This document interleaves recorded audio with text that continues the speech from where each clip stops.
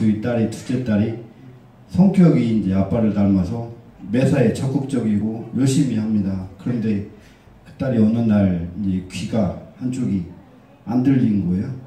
그러다 보니까 이쪽도 같이 데시벨이 이제 떨어져서 서천에 뭐 열린 이비인후과라고 갔다가 안 돼서 뭐 데시벨 검사를 하는데 일반 청력하고 현저하게 떨어지더라고요. 근데 가까이에서 대화를 하다가 보니까 뒷모습에다 대고 얘야 뭐 좀 갖고 와라 그러면 알아듣지를 못해요. 앞에다 놓고 입모양을 보고 말을 해야 작은 소리를 듣는데 부모로서 굉장히 속이 상하고 너무나 이제 제가 좀 야속하고 미안했던 게 큰 소리를 질러야지만 알아듣는다라는 걸 1년 동안이나 제가 방치하면서 목소리만 커진 거예요. 그러다 보니까 저희 애기 엄마가 목소리 좀 작게 하라고. 근데 작게 안 하면 못 알아듣지 않냐. 근데 그걸 병원에 데려갈 생각을 못 하고 있었던 거죠. 근데 늦은 것도 아니고 빠른 것도 아니더라고요. 낫는 병이 아니래요. 뭐 수술이라도 하면 낫는데 수술도 못하고 약도 없고 다만 더 나빠지지 않게 큰 소리 들리는 그런 곳에 가지 말고 음악 활동은 안 했으면 좋겠다. 근데 저희 딸은 예능을 좋아하고 작곡을 하고 싶어서 어렸을 때부터 모든 음악을 다 지금 수준급으로 하고 있어요. 그래서 예능 쪽에 고등학교도 들어갔어요. 그래서 결국에는 서울에 뭐 내노라하는 큰 병원 가서 똑같이 검사를 해봤는데 돌아오는 답은 실망 그 자체였습니다. 그래서 이제 사춘기라 말도 함부로 못 하잖아요. 근데 고등학교에서 선생님한테 우리 이제 제가 딸이 그랬어요. 제가 귀가 안 좋으니까 선생님 앞자리에서 좀 크게 좀 이야기 좀 해주십시오. 1차로 얘기를 하고 결국에는 그것도 안 되니까 친구들한테 본인이 이제 얘기를 한 거예요. 내가 장애가 있으니까 너네들이 좀 나를 이해 좀 하고 크게 좀 얘기 좀 해달라고. 근데 그 말이 나오기가 정말 힘든 얘기잖아요. 내가 장애인이다 이 얘기를 저도 어디 가서 말을 못해요.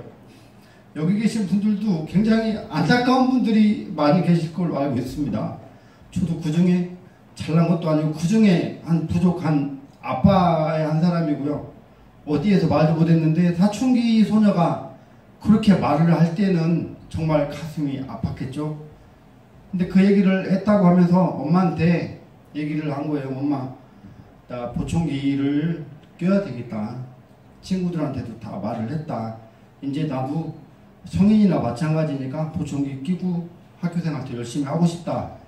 근데 애기 엄마는 이제 전부터도 알고 있었으니까 김민철 목사님 오셨는데 기도 한번 받아보고 결정을 하자. 그래서 지난번에 처음으로 이제 제가 알기로 이번에 2회째 같은데 처음으로 이제 치유학교 여셨는데 여기서 저는 뭐 죄송한 말씀이지만 반신반의했습니다. 저는 현실적으로 많이 살아왔습니다. 지금껏 그랬고 제가 교회 다니는 목적 중에 하나도 하나님이 살아계신 걸 한편으로 불구하고 이제 김민철 목사님한테 기도를 받고 결정을 한번 해보자 그랬는데 저는 그 말이 귀에 안 들어왔습니다.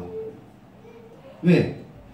현대의학으로도 고치지 못하는 병이 믿지를 않았습니다. 그럼에도 불구하고 애기 엄마가 김민철 목사님 오셨는데 기도받고 결정하자 그랬는데 기도를 하든 뭐를 하든 일단은 갔다 와라. 어디 노래방 가서 노는 것보다 훨씬 낫겠지. 근데 갔다 오셔가지고 우리 애기가 하는 얘기가 나은 것 같다고 얘기를 하더래요. 엄마한테. 그래서 저는 그랬을 수도 있겠지. 그랬을 수도 있겠지. 낫지가 않는 병이잖아요. 근데 제가 반응을 안 하니까 저한테도 말을 함부로 안 하더라고요. 왜? 나은 것 같다고 했다가 나중에 또 큰 소리로 해야지만 반응을 하면 저한테 또 구박당할 거 아닙니까?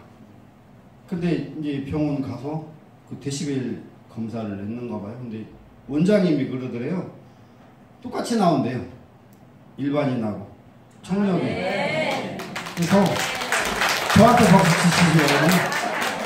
왜 이렇게 됐냐고 원장님이 애기 엄마한테 물어봤는데 기도받고 나았다고 하니까 그 원장님이 기적이라는 게 있기는 있는 모양이네. 그러면서 앞으로도 좀 큰 소리 나는 데는 가능하면 아팠던 사람이니까 가지 말고 좀 주의 좀 하라고 그렇게 했는데 그 기도 이제 그런 간증을 하기 위해서 온 건 아닙니다. 지난번에 여기에서 또 간증을 했을 것 같아요. 저희 딸이 쟤도 그때 잠깐 또 핑계대고 안 오다가 잠깐 왔다가 또 갔거든요. 근데 제가 지금 교통사고가 나가지고 저를 아시는 분들 좀 있을 텐데 제가 한 달 전에 교통사고가 났어요. 이번에는 옆에서 받았더라고요. 제가 교통사고를 4번 당했는데 운전을 아무리 잘해도 소용이 없다라는 얘기 있잖아요. 와서 받으니까. 뒤에서 3번 받았고요. 이번에는 옆에서 받았는데 다음에는 앞에서 받을 것 같아요. 더 이상 받칠 데가 없어요. 근데 제가 아킬레스건이 나가고 여기 목 인대가 좀 늘어나서 병원 갔는데 원장님께서 한참 쉬라고 하시더라고요. 한 달이 넘어도 되니까. 근데 지금 한 달 정도 됐는데 제가 불면증이 왔어요.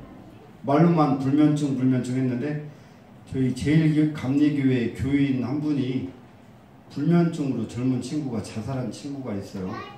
PC방을 했었는데 뭐 이름 대면 다 아실 만한 분들인데 그 친구하고 대화를 나눠봤는데 그러더라고요. 저한테 형님 잠이 오는데 잠이 와 죽겠는데 잠이 안 옵니다. 저는 그 말을 이해를 못했어요. 참음 불면증이 이런 거구나.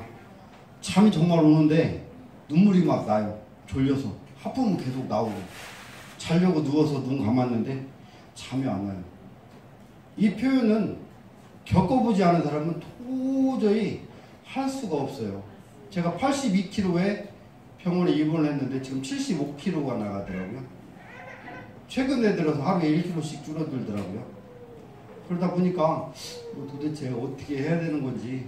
그래서 오늘도 어제 퇴원해서 잠이 하도 안 와가지고 그 해성 정신 그 신경외과가 있어요. 거기서 처방을 받았어요. 수면제를 2알씩 들어있더라고요. 그거를 먹었어요. 제가 어제 먹었더니 1시간 있다가 잠이 온다고 그러는데 3시간 4시간 동안 잠을 못 자다가 잠이 들었는데 오늘 5시 4시 정도 돼가지고 눈을 떴어요. 오후에 하루 종일 잤어요. 계속 잘 수도 있을 것 같아요. 근데 조금 있다가 또 불면증이 또 올 거 아니에요. 그 약을 안 먹으면. 그래서 그런 고통에서 살아야 되는 건지 아니면 나같이 신앙이 짧고 의심이 많은 사람도 또 여기 와서 은혜를 받을 수가 있을 것인지. 그러면 제가 얼굴에 똥 묻은 거 가려가면서 겨 묻었습니다. 저 좀 도와주십시오 하는 거와 제 치부를 드러내면서 말씀드리는 거와 큰 차이가 있겠다 싶고 마지막 날인 것 같은데 여기서 은혜 좀 받고 또 많은 분들한테 증거할 수 있는 사람이 됐으면 해서 용기 내서 왔습니다. 감사합니다.